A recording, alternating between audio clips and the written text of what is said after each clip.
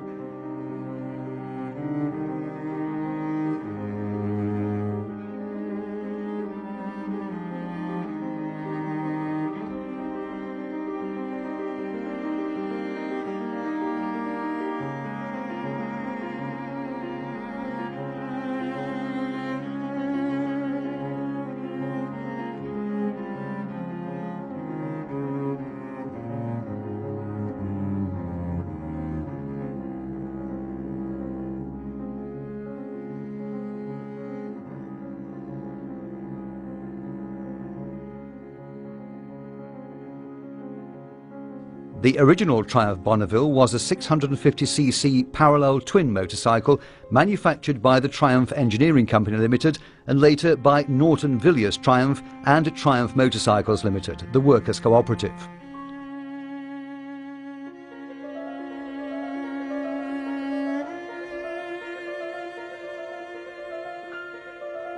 The first production machines rolled off the line on the 5th of September 1958.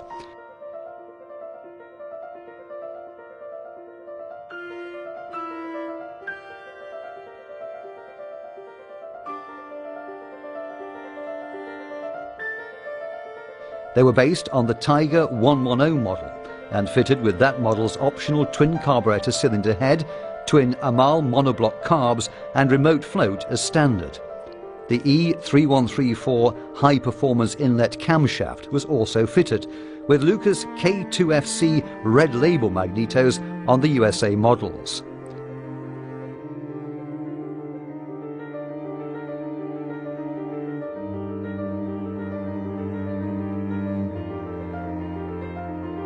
Initially produced as a pre-unit construction and fitted into a single down-tube frame, it could comfortably achieve 115 miles an hour without further modification.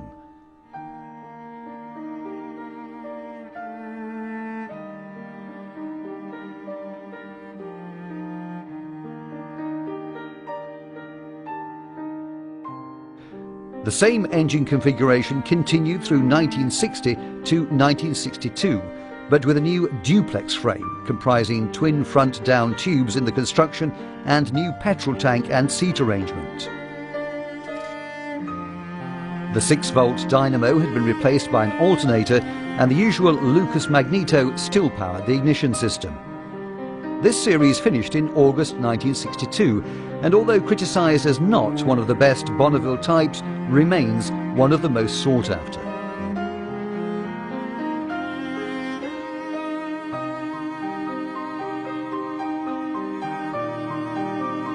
From September 1962, a radical new Bonneville was produced with still the same capacity and T120 model designation, but now with an all-new unit construction engine and gearbox fitted into a new stiffer frame, reverting back to the single down-tube arrangement. Steering head angles had been altered with new front forks with springs on the outside, making a better handling machine. The electrics were now taken care of by 2 sets of contact breakers in the timing cover, driven by exhaust camshafts. By 1968, twin leading shoe front brakes were standard, as was a 12-volt electrical system. Arguably the Bonneville of choice, this model continued in production until very late 1970.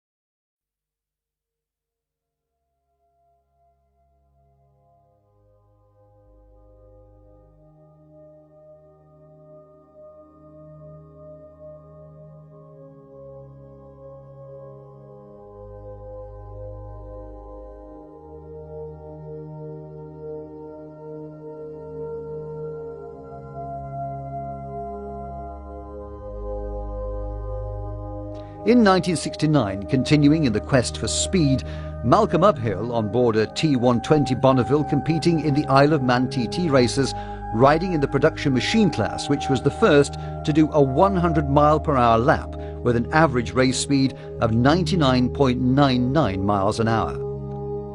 1971 saw the introduction of the BSA-designed oil-in-frame Bonneville. This series had a difficult birth. Initially, there were problems fitting the engine into the frame, which were quickly rectified. This model is also referred to as the High Boy, alluding to the seat height, which was easily 2 inches taller than the previous model. Prior to the end of the T120 model, Triumph had developed and introduced the T140V Bonneville model, which ran concurrently with the T120. The first T140V models were larger in capacity, offering 724 cc's from the 31st of August 1971, followed on the 11th of December 1972 with the full 750 cc's.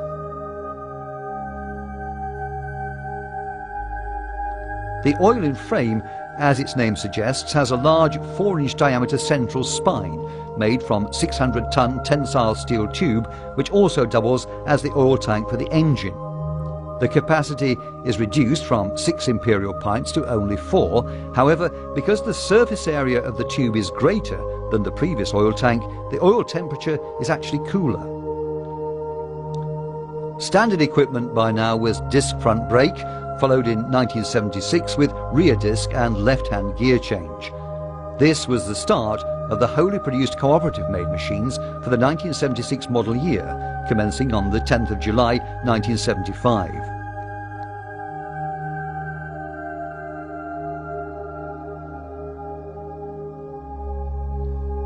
Specifications continued, but now screw-thread forms had been further amended to the new UNF series from the previous CEI type on the cylinder barrel.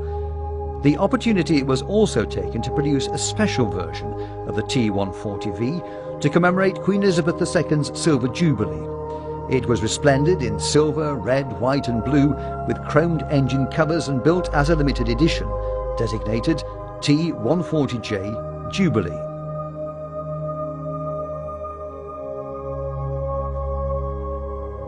The T140V by now had to meet strict emission controls, and a new derivative, T140E Emission, became the standard for the 1979 model year, through to the Meriden cooperative finally closing its doors in 1983. Various other specials were built during this period, the most significant being the 1981 Royal Wedding, to commemorate the wedding of Charles and Diana. This was made in 2 styles, USA in blue and chrome, and Home General Export in black and chrome. Another development was the electric start, which was available from the 26th of March 1980. This was not really the best design, and it had some very expensive teething problems for owners. Finally, it was fairly well rectified, but must go down as one of the contributory factors in the closure. The last thing to be built and recorded in the records is T140W 8-valve engine on the 24th of April 1983. John Bloor bought the intellectual rights to Triumph motorcycles, and to keep the name in the marketplace, he leased the manufacturing rights of the Bonneville. The 5-year license was granted to L.F. Harris Limited, previously trading as Racing Spares. The license was specific as to what could be built and what was basically the 1982 140E previously made by the cooperative. However, negotiated in the deal was the opportunity to improve the suspension, brakes and source components from other markets. To this end, some of the parts sourced were Brembo brakes, Pauli suspension, Magura controls, steel fuel tanks and silencers. L.F. Harris set up the manufacturing plant in Newton Abbot, Devon, and produced the first Devon Bonneville in 1985. Production ran for the next 3 years, finishing in 1988 with over 1,257 engine numbers being recorded. There was a very wide choice of colour schemes available to purchasers. These bikes were sold to over 20 world markets, with 180 going to Japan.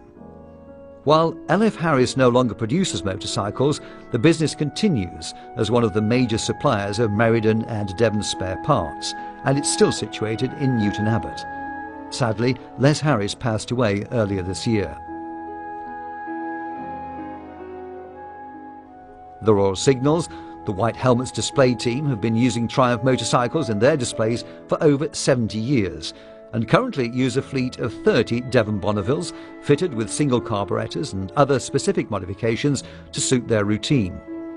The current bikes were assembled in 2000, and they've been in constant use each year all over the country. In April 1997, meetings were held to discuss the viability of a new twin-cylinder Bonneville. By summer, the concept had been agreed and the chassis and engine design team started work on the new bike. Moving forward to August 1998, the first styling review of a full-scale three-dimensional model was undertaken, together with input from sales, marketing and engineering departments. The second major review to assess the changes followed the earlier feedback, and that occurred in November. The prototype engine is run on the test bed for the first time in December 1998. By March 1999, the engine was installed in the prototype chassis for the first time. Following this, full-time testing got underway.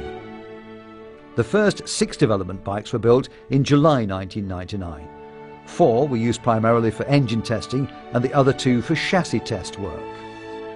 The sales and marketing teams had the final review to confirm the Bonneville production model styling and specification in September 1999. With the completion of final testing in July 2000, the new bike was signed off and was launched in September 2000 at Intermot at Munich in Germany. This was the start of the 790cc Bonneville, and it became a well-respected addition to the Triumph model range. Following on from its launch in 2000, there were more diverse models based on the twin-cylinder engine, forming the cruisers and modern classics now in Triumph's range. In 2002, Triumph celebrated its centenary and chose to launch 2 centenary editions. One of these was the T100 Centennial Bonneville. The new bike had a special Lucifer orange and silver paint scheme, and it was fitted with accessories as standard from the range. It also sported the Triumph Centennial logo on the front mudguard and side panel. The new launch also saw the Bonneville America make its debut. This was a completely new design around the twin-cylinder engine, but with a twist.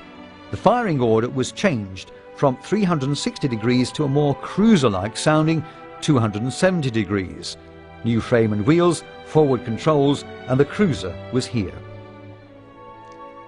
For 2003, another cruiser model, the Speedmaster, was introduced to give another dimension to the range, and the T100 became fixed as well with two-tone paint scheme and tachometer. The cruisers having the 270-degree engines.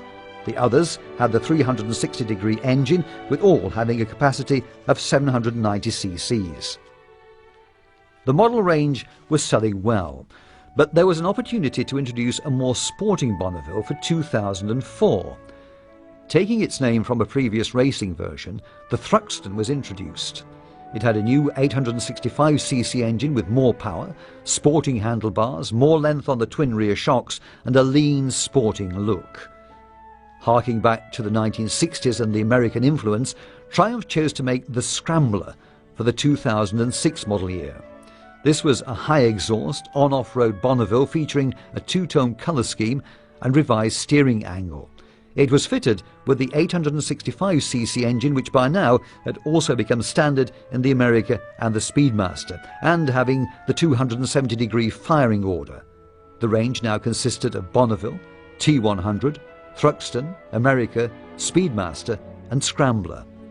The next year, 2007, saw a standardisation of the engine capacity to 865cc's for all models in the range, but still with 2 firing orders. The 2008 season was set to see another significant improvement as fuel injection was introduced across the range to meet current and future emission regulations.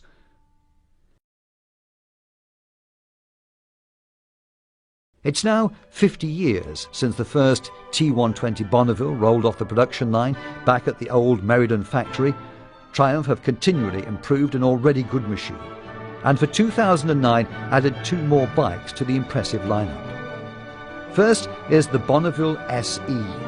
It has cast alloy wheels, finished in Pacific Blue and Fusion White or Jet Black.